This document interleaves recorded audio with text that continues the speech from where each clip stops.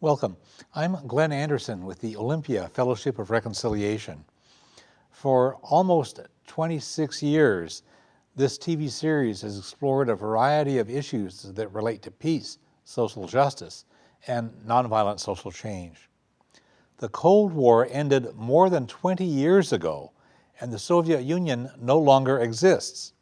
But the United States is still fighting this obsolete Cold War with very dangerous and very expensive nuclear weapons. Politicians and mainstream news media occasionally provoke fear about other countries that have or might possibly want nuclear weapons. But that's fear-mongering.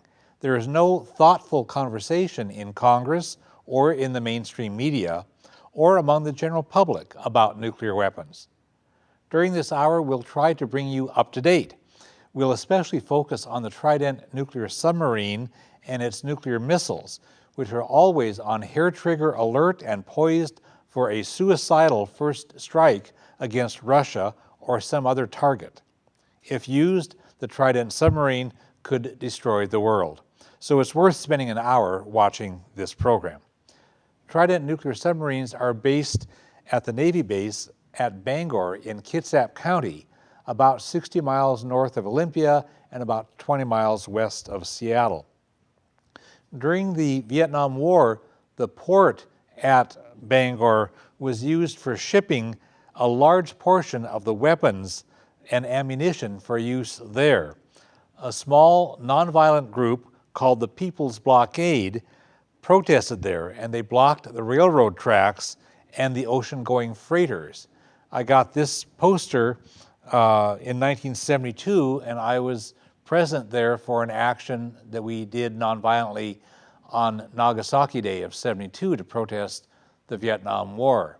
It was during that event that Jim Douglas, who had been studying nuclear weapons, told us that a new nuclear submarine with nuclear weapons was to be based at the Bangor base starting in a few years.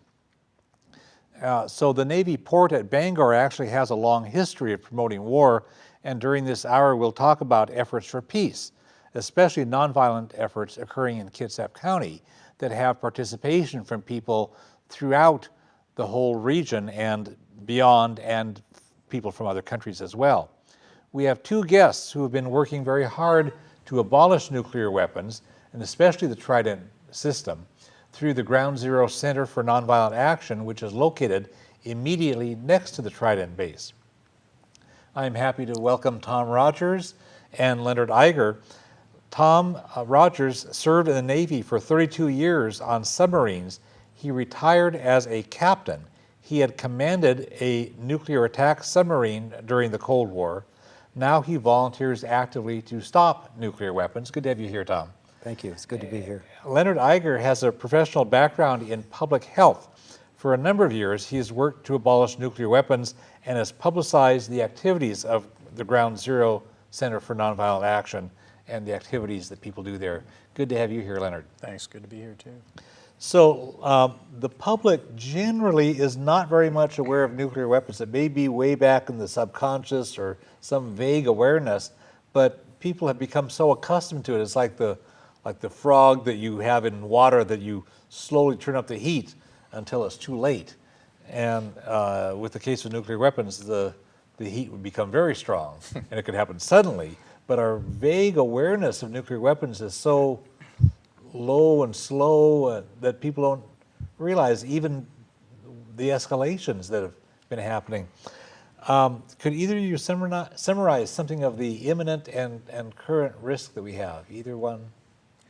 Well, looking at it, you make a very good point. It's been off the radar, under the radar, off the radar for so long. For decades during the Cold War, it was the unspeakable thing. It was under wraps. Now, the end of the Cold War, people are more comfortable with it, but still, as you mentioned earlier, the news media, the government, no one really brings it out into the open.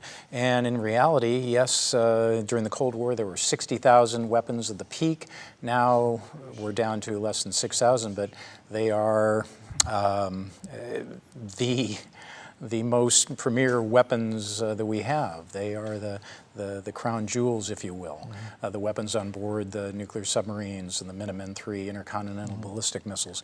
So we still have this nuclear force that is ready to be used. And you mentioned the hair trigger alert. Yeah. They are, for the most part, in the submarines and the land-based missiles, on alert status, ready to launch. And go ahead. Yeah.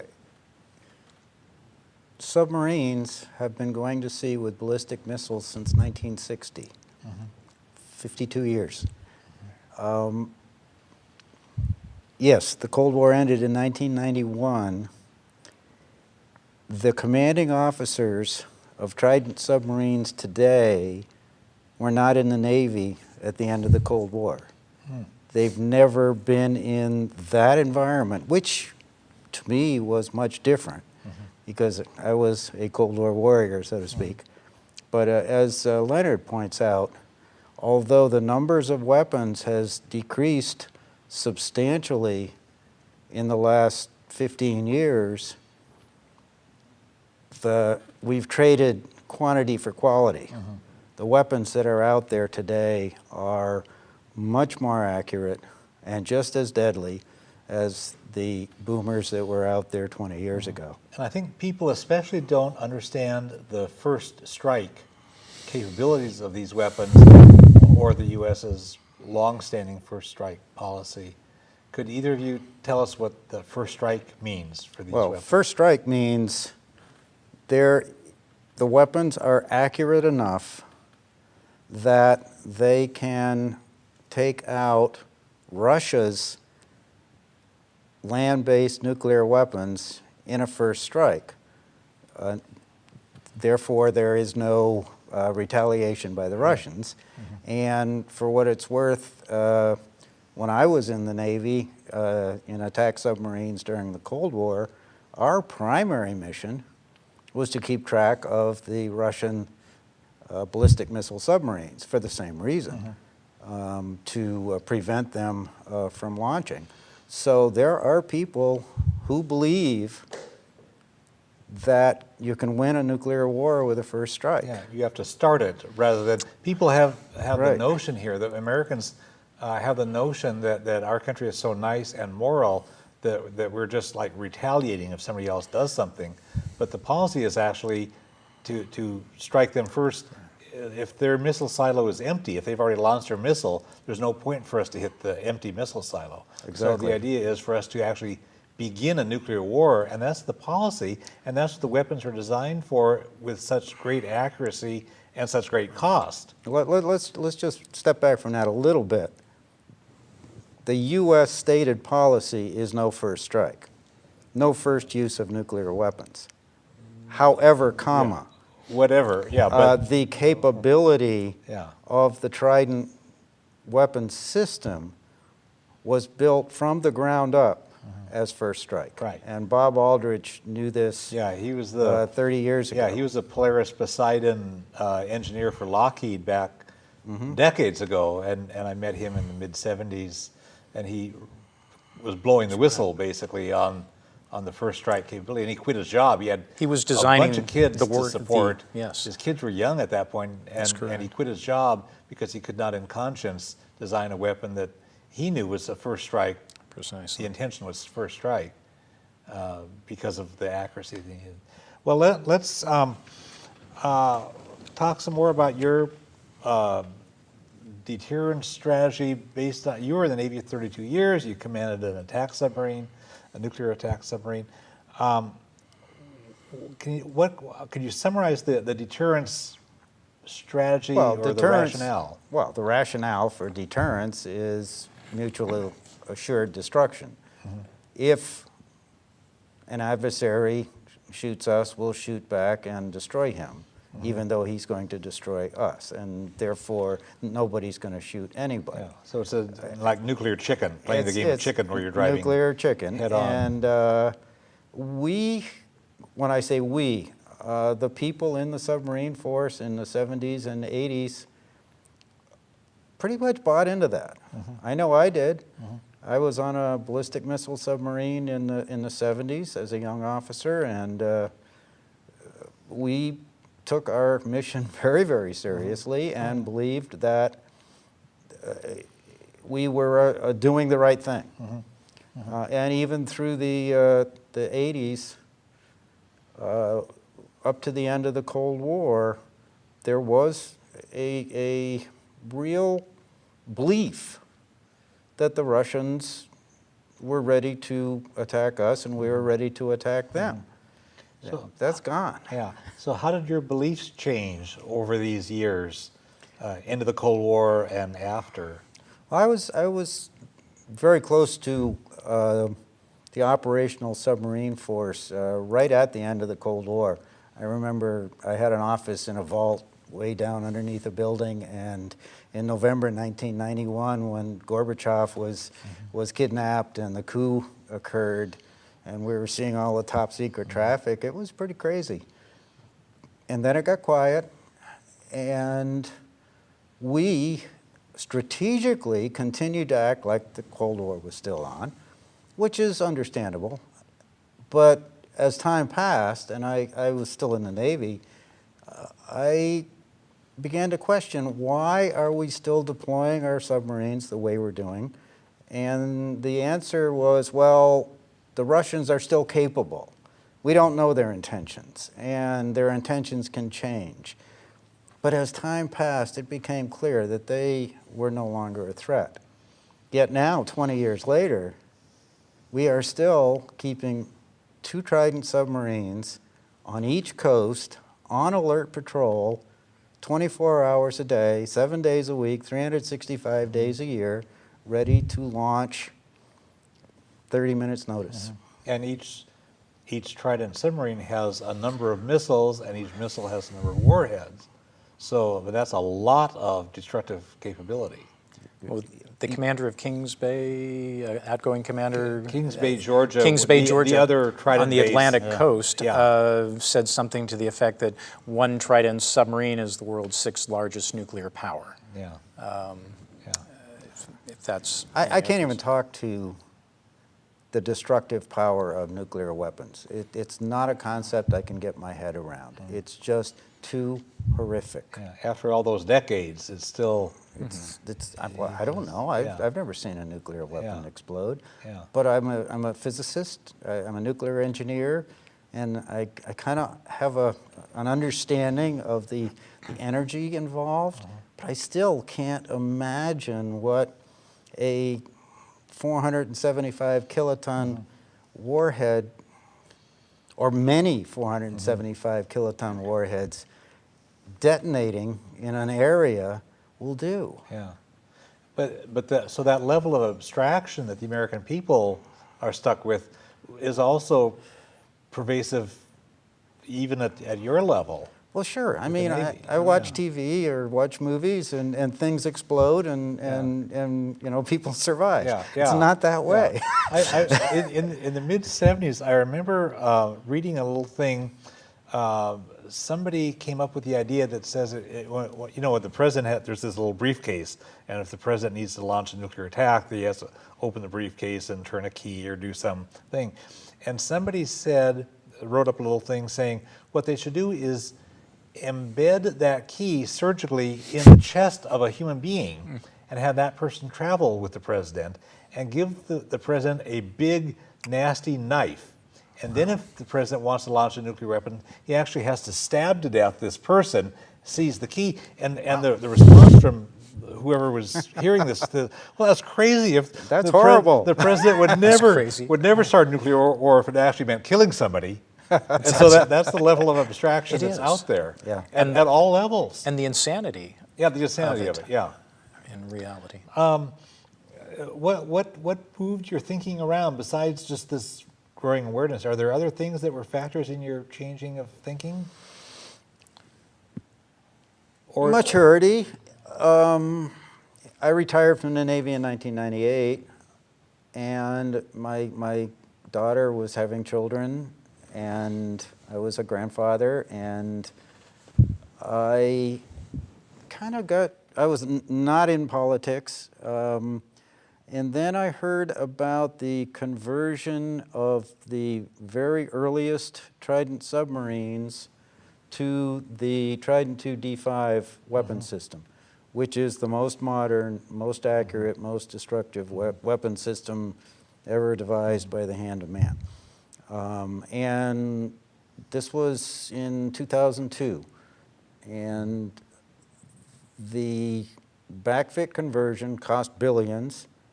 And I recognized that it was not to make the United States safer, but it was to make the stockholders of Lockheed Martin, Raytheon, and General Dynamics rich.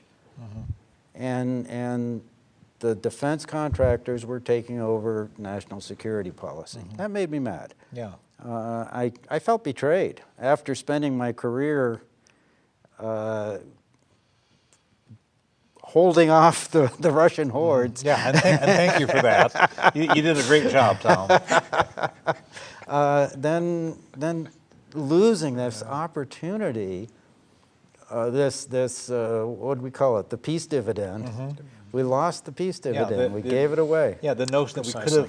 could have used the money that we were spending on the Cold War and use it for peaceful purposes to make life better for people. Or not used it at all. Or And- either way, yeah, either way. And had we sat down with the Russians at the end of the Cold War, between then and now, we would not be where we are today. Right. If and we had nor- negotiated. Nor would they, because Would they? their economy was basically hijacked by right-wing economists from Chicago, Milton Friedman's acolytes, and they've gotten all privatized, and their living standards are terrible, and That's right. they've got other needs for that money, just like the United Precisely. States does, where we have all these homeless people and people don't have health care and so forth. You've got a professional background. Thank you, Tom. You've got a professional background in public health, and has that influenced your decision to get active on nuclear weapons issues, or do you Greatly. have other sources, or what? Tell us about your. That has been Yeah. central, in graduate school, in occupational environmental health, which essentially involved preventing occupational environmental disease and illness. And so here we sit, nuclear weapons being the ultimate public health threat. But in graduate school, we studied radiological health, health physics, the effects of radiation. And I'm a visual learner, and when we discussed the effects of radiation on the body, that just impacted me greatly, and that's stayed with me from graduate school on. And so as I've worked in social justice issues, I just kept gravitating towards the nuclear weapons issue, and one day I said, I need to put my energies into one thing where I can really make a difference. And nuclear weapons have not been the issue that everybody just wants to jump on board. We're and- kind of and shorthanded, actually. well, and that precisely was it. So I got involved with Ground Zero Center, and the rest is history. But the effects of nuclear weapons, as Tom said, it is hard even for me to get my hands around it, but they are so horrific. And any nuclear exchange isn't going to be just lobbing one Trident D5 missile and maybe whatever other country lobbing one missile. Even a limited nuclear exchange with today's weapons, even between India and Pakistan, would be horrific. And the effects globally, not just in a tiny area or even regionally, would be phenomenal. And in terms of mass starvation, effects of radiation over generations, and it's just hard to imagine. Movies cannot actually do justice to it. And part of the unreality and insanity of it is like nuclear weapons in India and Pakistan, both countries have them, and they're neighbors. They're next door neighbors. If they were to have a war, it's directly suicidal. Nuclear weapons No matter know no what. borders, and Yeah. there's that phrase that's used describing that once nuclear weapons are unleashed, they are uncontrollable in space and time, meaning Yeah. that the radiation, the fallout, will fall far and wide. Are there- Well, the other piece of that nuclear, that India-Pakistan exchange is nuclear winter. There Yeah. would be enough particulate in the upper atmosphere From the explosion, from dust the that explosion goes up and the dust air. Yeah. that it would essentially wipe out agriculture in the most, what's the right word? The places where they're on the edge already. Right. Yeah, And tens Precisely. of millions of Yeah. people would die. from lack of food. From Right. just even, that. even apart from that's only the- one. yeah, yeah. So there are multiple effects. Yeah. People would be eating irradiated food. Yeah. People, everything would be affected. yeah. Temperatures. Is there anything else we need to say about Trident beyond what we've said before? The first Trident arrived at 1982, and I was there. I've got a poster for yes. promoting the event leading up to that. It was in early August of '82, and I was there, and lots and lots and lots of other people were as well. What else do we need to say about Trident that we've not yet Well, said? Trident, the weapon system, the submarines, their missiles, have been sailing for some time, and of course they have a limited span of existence, if you will, the time that they can operate, mechanically, physically, and they've already been given some extension through a number of means, and I think their span now is expensive 42. technical A lot of refurbishing. and systems replacement of just the submarines. So they've been given a 42-year span of existence, and so there's the question of what next. And And this was already, the first one arrived in '82. 82. So it's already been 30 years. right. And So over the next decade and a half, they are going to be starting to retire the Trident submarines, and the government is now planning a new generation of Trident submarines. could you tell us about the Trident II Life Extension Program? Okay.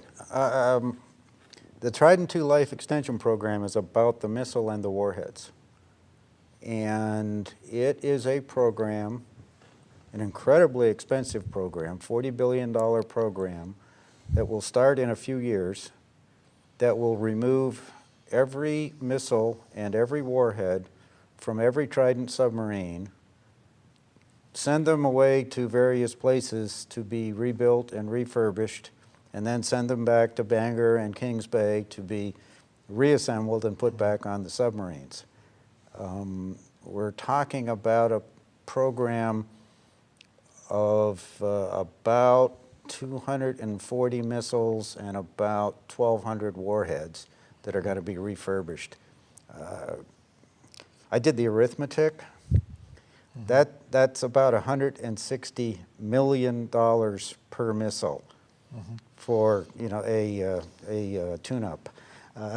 Yeah, I wonder if we could do with one less missile and find a better use. I wonder if the viewers or the taxpayers would have an idea about just one Yeah. missile. Do you have a better use for $160 million? Well, I don't have a dog in that fight. Everybody says, well, what would you do with the money? And the answer is, we don't have to do anything with the money. I mean, there's great things that we could do with money, but that's not where I'm at. Or keep it in your pocket. It's but don't do the destructive stuff. It's Right. don't spend the money on the nuclear weapon systems. Yeah. Currently, there is a project called the Second Explosive Handling Wharf at Bangor, and this is a new wharf that is planned to be built, and in fact, construction start is imminent. It's a 6.5 acre over water wharf that the submarines will tie up to handle these missiles and warheads for the Life Extension Program. Did I say it's $1 billion project? You haven't mentioned that yet, but Okay, I'll yeah, try to remember yeah, it's that. actually 750 million Yeah. is the initial estimate. Yeah, but- And Ground Zero has sued the Navy on grounds of environmental concerns, but the reality is the wharf is not needed. The life extension program as written is based on maintaining this level of missiles and warheads that's allowed by the New START Treaty indefinitely, forever. Everything that we've read recently about the 2012 Nuclear Posture Review says that nuclear weapon or nuclear warheads are probably going to be decreased by about 30%. If that happens, that $1 billion wharf is obviated. You don't need it anymore. Yes, sir. And I would call on President Obama to, now that the election's over, to get that nuclear posture review out. Yeah. One last note on the W-76 life extension, as they call it, is that W-76 is the model of the missile. it's the model of the warhead. Warhead, I I'm mean, sorry. yeah, That life extension program is that they're actually improving on the earlier warheads. So, our government is working to improve our nuclear arsenal. The guidance systems, other things are better than they were previously. And that, in a very real sense, is destabilizing to disarmament efforts and non-proliferation efforts. Well, that's the what Russians we've been- see that as something. Right, it's provocative. It's to them. provocative. And that's what we've been doing throughout the whole Cold War, is we do something, then the Soviet Union, or now Russia, says, wait a minute, you guys are a threat to us, we've got to try to match you if And they that can. is. And, That is the and that's reality. the arms race. And other countries are seeing that as well. Yeah, so it's not like the United States is putting out a good faith effort toward disarmament like Precisely. the Non-Proliferation Treaty requires of us, which we'll talk about in a moment. We're still escalating the arms race. We are. And other countries say, well, you have no moral authority to tell us what to do. That is Exactly. Whether it's Iran or North Korea, Russia anyone. or China or anybody that we like to criticize, Anyway, there's a plan for a whole new fleet of submarines to replace Trident that would run for like another 50 years of first strike. Tell us about that. What they refer to as the SSBNX, the Trident replacement, Yeah. is a new generation of ballistic missile submarines that the Navy is planning to build. They've been in research and development for some time, and this next fiscal year, 2013, they've asked for $565 million for further research and development, and they should be awarding contracts this coming year. What this is, they've That would be in agreed. 2013. Pardon me, 2013. As people are watching the show. 2013, yes. By the time they watch this, yeah. And they've agreed, the government, Navy, et cetera, and Congress have agreed that they would build 12 new ballistic missile submarines. They'll have fewer launch tubes. They've agreed on 16 launch tubes. It seems rather arbitrary, but they will replace the current fleet. As these submarines go out of service, new ones would be coming into service so that they can continue to have 10 submarines deployed, not out at sea all the time, but try to keep the current deployment going. And they would sail well into the end of the century, essentially. So another 70 years of Trident, as I've said before. And this, again, is very destabilizing because we have a Cold War weapon that has no purpose any longer. And all the conversations have only been about what they're going to build and how many, but no one has asked, do we still need this Cold War weapons system? But if you have the momentum going and all these weapons manufacturers, as you mentioned, Here we they've got are. a vested interest. And I know the government has been very clever, well, the contractors have been very clever about trying to subcontract out. With the B-1 bomber, General Dynamics had subcontracted and subcontracted, subcontracted into every one of the 435 congressional districts so that they could bribe everybody in Congress to support their things. Precisely. So they do this kind of stuff. And this is a huge project, and there are so many Yeah. contractors Yeah. involved. There's a lot of complexity in the whole nuclear weapon system. If you think all the way back to the mining the uranium and research and design and development and the building and all the different sites of where the warheads are built and this and that and whatever else, and then the waste disposal, if they can ever figure out what to do with the waste, which we still can't figure out. And people are resisting these things in various localities around the the country. I appreciate the work of the folks around Oak Ridge, Tennessee. There's a great nuclear weapons resistance group called the Oak Ridge Environmental Peace Alliance, OREPA, and they have a website, www.orepa.org, and they're doing activities that are reminiscent of the kind of things that happen at Ground Zero, where people are going out and doing actions. They're nonviolently putting their bodies out there at some risk, doing jail time, prison time, researching, working with Congress and other entities. I mean, they're out there organizing. And these things are happening at other places. There was a lot of activity decades ago at Rocky Flats, Colorado, and around the Pantex plant in Texas. And I mean, there are a lot of places. So people are doing these things all over. It's a wonderful It's a network, and nationwide. I know that people are in touch with each other sometimes. It's a groundswell, and internationally too. we need to be heard in Washington. Yeah. That's where the decisions are getting made. You've got a button Oh, that you shared Ah. with us.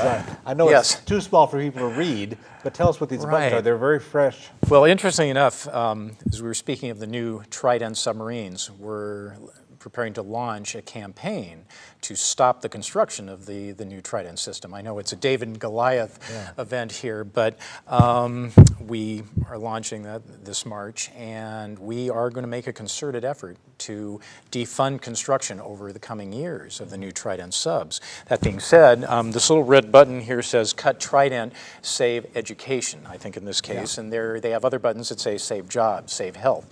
And this is the Campaign for Nuclear Disarmament in England, Great Britain. Yeah. And they, of course, have 4 Trident submarines, which they work very closely with the United States and actually lease. It's like leasing a car. They lease missiles, the Trident 2D5 missiles from the United States for use in their subs. And they will be building 4 new subs. So CND, Campaign for Nuclear Disarmament, is working very strongly to stop construction of the new subs.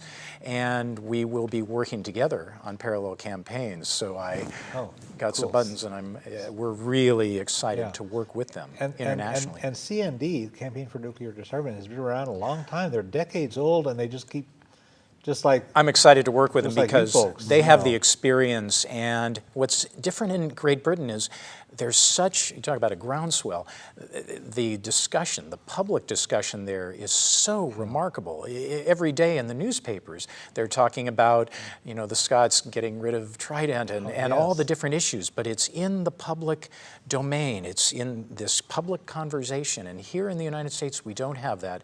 And that's, again, why I'm excited to work with them, because we need to learn and we need to raise that public dialogue. As Tom's saying, we need to work in D.C. and we need to get their attention. We had them quite a number of decades ago on this TV program. We had the mayor of Glasgow, Scotland, who was visiting here, and Glasgow was becoming a nuclear-free zone, and so we had the mayor happen to be here, and I had a friend who knows this guy, and so we had him, and the topic was what local governments can do for peace, and we had some other local elected officials here who were ahead of the curve on peace things. Right. And this was it was when the nuclear free zone movement was really growing Olympia. in this area. Well, it was before Olympia before became Olympia a, even. this was Right. decades ago. Decades, Then Olympia became a nuclear free zone briefly, and then the city council backed away from it. Anyway, let's talk for a bit about nuclear weapons in relation to international law. I've been producing this program for 26 years, and every few years we do a program about nuclear weapons to bring the viewers up to date. The most recent time that we did it until now was the program we did for April of 2009, and we featured 2 guests, Jackie Hudson, whom we know and love from Ground Zero, and Annabelle Dwyer, and she's a globally recognized expert on international law regarding nuclear weapons. She was a member of the legal team that had persuaded the World Court to declare that the threat of using nuclear weapons was a violation of international law. And you know a lot about international law in this context. Could you help our viewers understand nuclear weapons, and especially the Trident II missiles? Well, the first part is to understand what international law really is. I can't go to a bookshelf and pick up 10 volumes of international law. It doesn't work that way. It's just a body of agreements and treaties and accords and conventions that the United States and other nations are party to, and that over time become binding on nations in the way they treat one another. There's no enforcement of international law unless one country violates and another country wants to impose sanctions or go to war over it. But the international law police are not going to come and say, you're doing something wrong. Yeah. If the United States continues to deploy Trident, which I believe is a violation of international humanitarian law because it is, in fact, a threat of use of nuclear weapons, and nobody says anything about it, no other country opposes it, then the law becomes moot. It's academic. Yeah, it'd be the same like if we have a law about how fast you can go on the freeway, and I drive 80 miles all the time, everybody else is driving 80 miles an hour, and the state patrol never stops anybody, then it becomes okay to drive 80 miles an hour if there's no Exactly. enforcement. Exactly. And so when we talk about international law, we're talking about international humanitarian, the rules and principles of humanitarian law. It's what happens to people who are non-combatants when nuclear weapons are detonated. And these laws were written before there were nuclear weapons. These were the Hague Conventions Oh, yeah. and things like this. They go way back, yeah. Came out after World War I. And it's about human suffering. And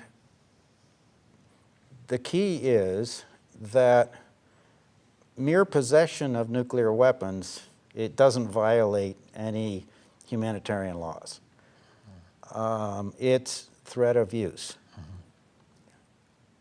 Having nuclear weapons in silos, I don't interpret that as threat of use because they're not covert and they don't have the deadly accuracy. Actually, they do have accuracy these days. Some do, yeah. Some yeah. do, but Yeah. but it's that special quality of the Trident weapon system that is stealthy. No one knows where it is, and the ranges from the submarine to the target are less than an intercontinental ballistic missile.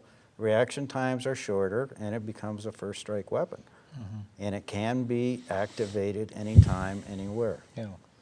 So it's not just possession. There really is a threat of use that's strongly implied with those. Exactly. With those. Exactly.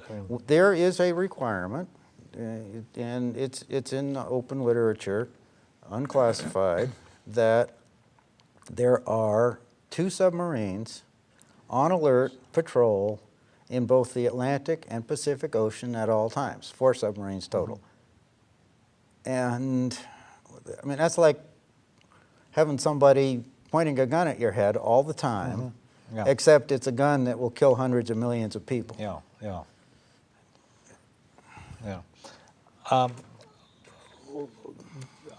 When we've done the nuclear weapons programs on this topics on this TV series, I think I've probably every time have brought up the Non-Proliferation Treaty, which it was a smart thing to do in what 1969, 1970, and for the viewers who don't know, there was an agreement now over 40 years ago that said, look, there's this danger of having nuclear weapons proliferate into more countries. So we'll do a deal. We, the nations of the world, will agree. If you don't have nuclear weapons, we agree. If we don't have nuclear weapons, we agree not to acquire them. And if we do have nuclear weapons, we agree to pretty deliberately disarm, get rid of them. And that made sense. So that would be an incentive for the non-nuclear countries to stay non-nuclear, because the countries that had them would be getting rid of them. They'd be disarming them. And here it is more than 40 years later, and the United States is still actively and aggressively, I think, promoting more nuclear weapons for itself, but then telling all these other countries, you can't have them, you can't have them, you can't have them, you can't have them. And it just seems to me a pretty blatant hypocrisy, and I think the rest of the world knows that. And in this country, we have a way of not recognizing these things. We have this U.S. exceptionalism, like, well, but international law doesn't pertain to us. And climate change, that won't affect us, and all these other things. We're wringing our hands right now about North Korea launching Yeah, a missile, or as we- Iran's Right. possibly gaining a capability of building a nuclear weapon, wherein And we have thousands. we're not maintaining our good faith, what is known as a good faith commitment Yeah. to move towards And disarmament that's part of the from treaty. the NPT. We signed it. I mean, Right. Ramsey Clark, former Attorney General during Yeah. the Johnson administration, was one of the primary negotiators in the Non-Proliferation Treaty. He testified at the Disarm Now Plowshares trial in 2010, and in court said, if we had done what we said we were going to do in 1969, we wouldn't be here today because we wouldn't have any nuclear weapons. yeah, And it's simple as that. Yes. We promised to negotiate in good faith yeah, to create a system of disarmament with verification with the other nuclear weapon states. And it takes leadership. yes. And one of the shortcomings of the NPT, and I'm not sure in those negotiations back then, it was probably on purpose, there were no dates set Right, of for that disarmament piece. So we've gone for decades. Every time Right. they have a review, they just, we'll work Well, the to thing the is- next time. And that's Yeah. something that needs to be fixed. It was the same thing with the U.S. Supreme Court decision in Brown versus Board of Education that ordered the desegregation of schools that were racially segregated, and the Supreme Court decision said with all deliberate speed. No dates. They didn't say you got to do it by 1955. They didn't say you got to do it by 1956. It was with all deliberate speed. And so, of course, the racists just dragged their feet on it. And that's why. But the problem is, if you do put a date on it and you don't make the date, then what? Then what, right? Yeah. But at least have some goal. But at least there's, yeah. And many people today now are calling for a nuclear weapons convention to supersede the NPT because we keep dragging our heels Yeah. and we can see the effects. There are some other things that we need to be doing. And on the phone, you talked about the need to de-alert the weapons. Well, There's I another think- step in the right direction. I think that the violation of international law is the alert deployment of Trident. If you can de-alert Trident, if you can de-alert the other weapons systems, Yeah.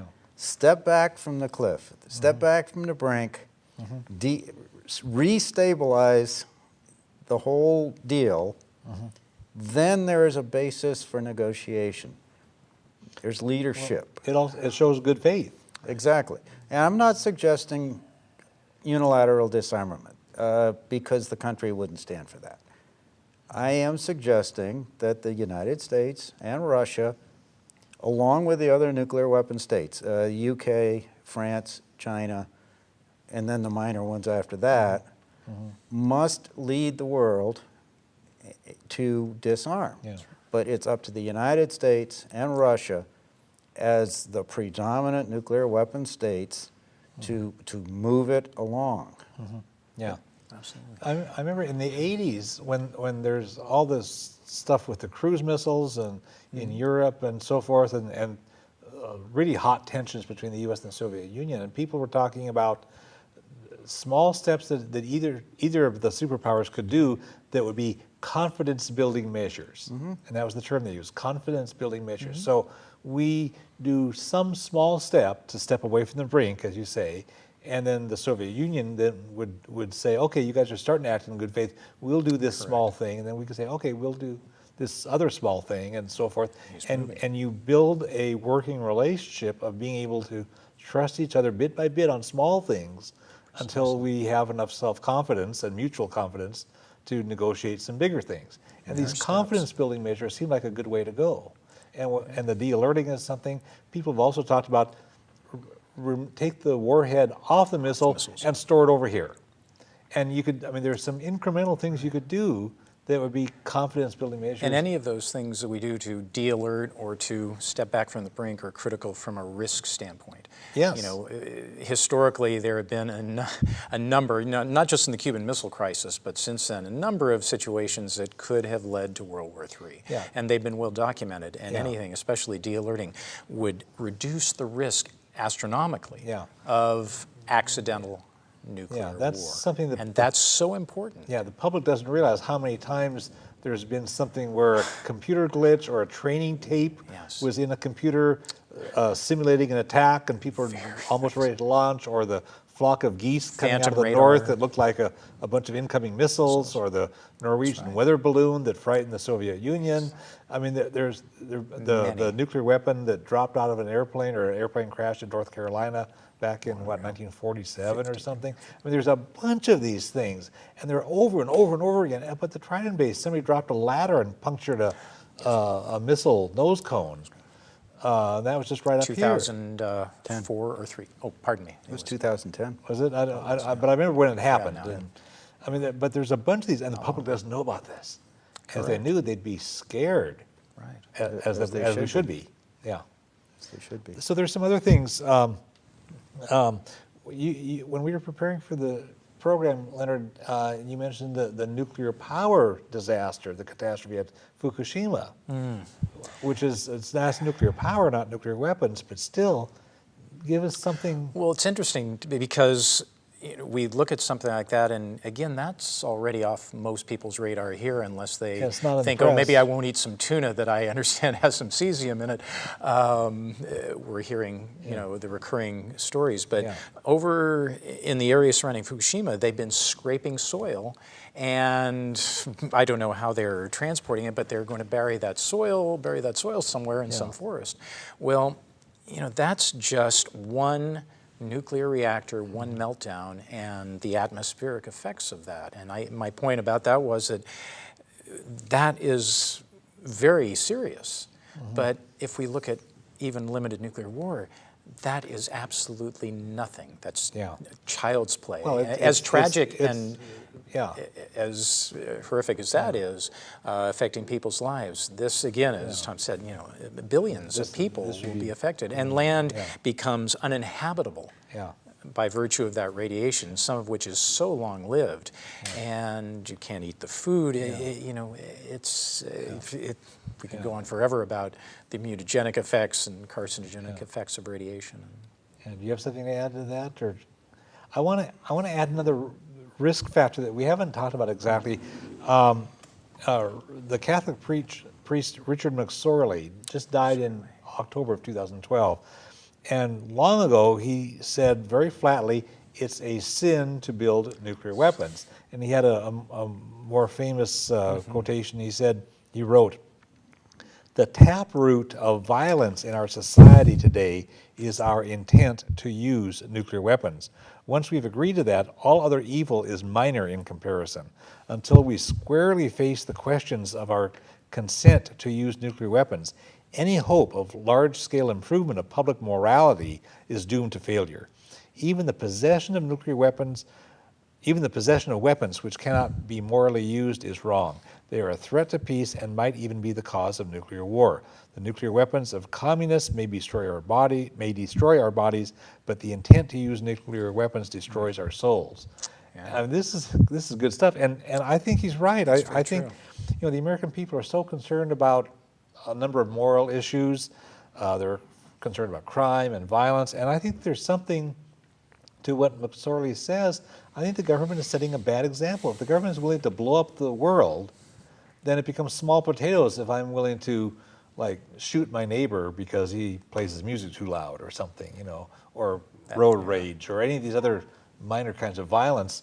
The government has set a really bad example, just like our failure to abide by the Nuclear Non-Proliferation Treaty. That taproot. It's a taproot of violence. That phrase, that it is the taproot of violence. It is. There's I- nothing as violent or horrific, or as you said, nuclear weapons would be omnicidal.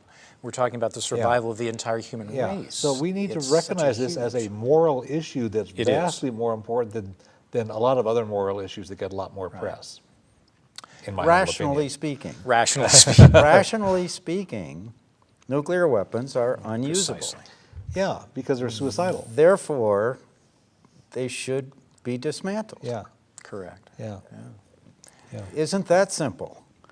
Well, They Yeah. are, yeah, It is simple. it Well, is in that sense. yeah. Yeah. Are there let's see, Leonard, you had mentioned that when Obama spoke in Prague, Ah, yes. that was early in his presidency. That's right. Tell us what he said, and tell us what your takeaway from that is. Well, it was quite an eloquent speech, one of the strongest speeches on nuclear weapons that I can remember in my lifetime.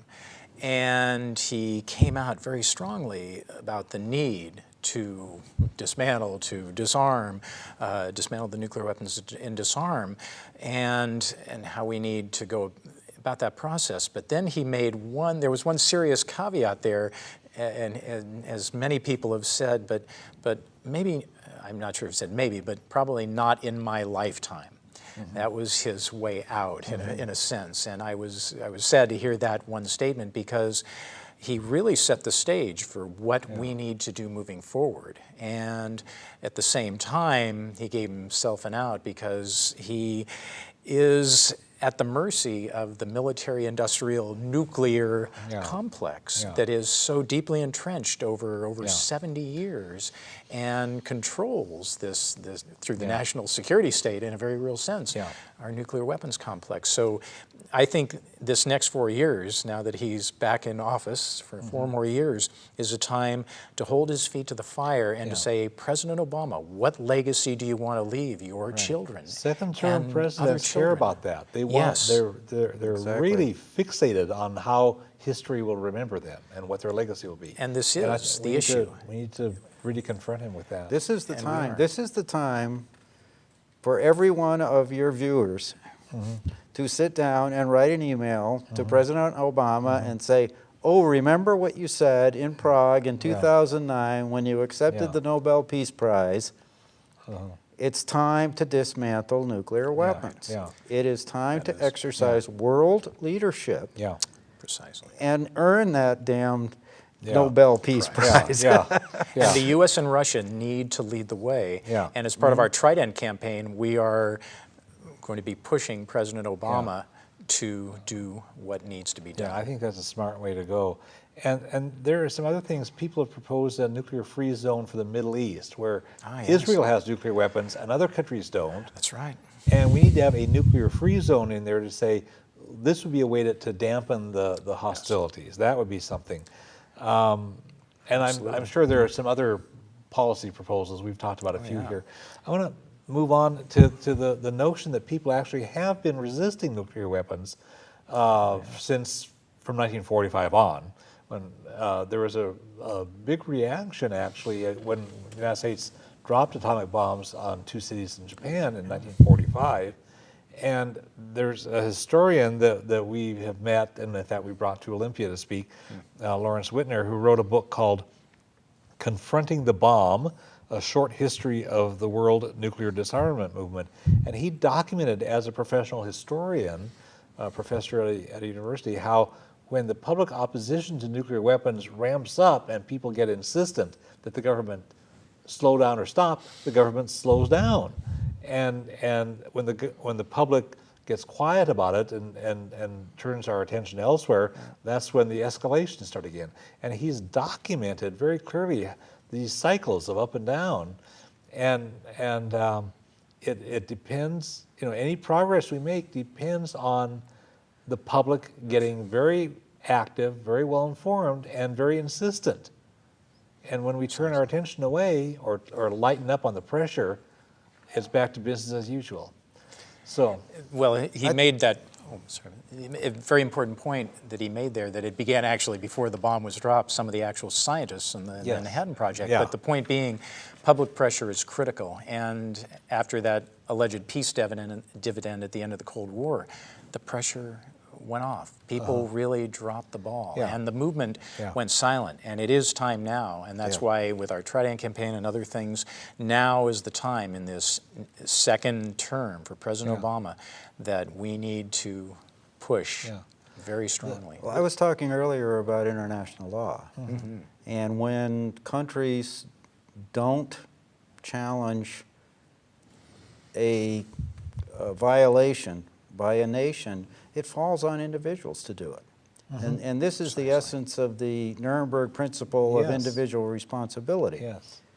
That ordinary citizens have the right, if not the obligation, at least the right, to act out, to perform direct actions, nonviolent direct actions against their government in opposition to acts that are illegal. And that's what we do at Ground Zero Right. with our periodic direct actions. Right.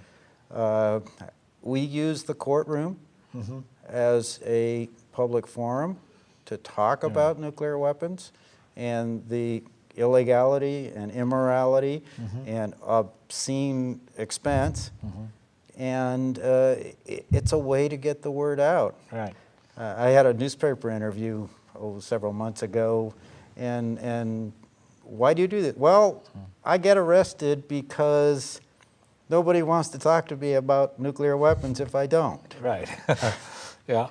Well, and there's this whole movement of the plowshares, that religious based on the biblical imagery from the prophet Isaiah, who talks about when eventually we get to peace and nations will turn their swords into plowshares, and so the people going back to 1980 at a missile plant in Pennsylvania have been pouring their blood on weapons. We've had people out in our area and around and other parts of the world. We're quite short on time. I want to make sure we get a chance to promote the Ground Zero Center for Nonviolent Action. You're actually adjacent to the Trident base. Yes, we are. You share a fence in common. And We are neighbors. We are neighbors, and you're good neighbors too. You're are good good. neighbors to them, not so much to the. And we have a relationship Yeah, with yeah. the Navy, with the sheriff, the State Yeah, Patrol, because we are Ground Zero Center for Nonviolent Action. Right, and nonviolence has always been a key part of it. They are It's other the means people. as well as the end. Right. And I should let people know the phone number and the website is area code 360-930-8697. The website at www.gzcenter.org.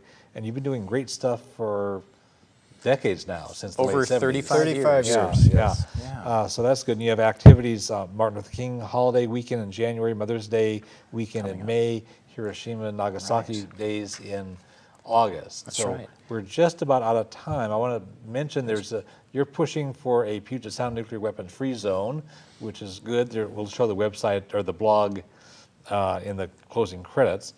And there's so many ways that people get involved. I want to thank Tom Rogers for being a guest and Leonard Iger for being our guest. Thanks, Glenn. I want to thank all the folks who've been watching.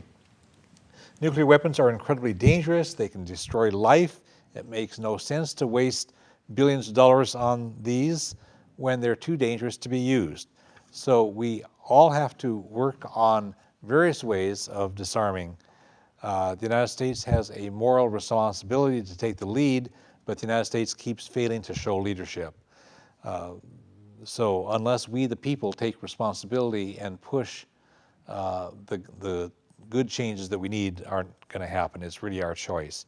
You can get information about a wide variety of issues relating to peace, social justice, and nonviolence from the Olympia Fellowship of Reconciliation, 360-491-9093, www.olympiafor.org.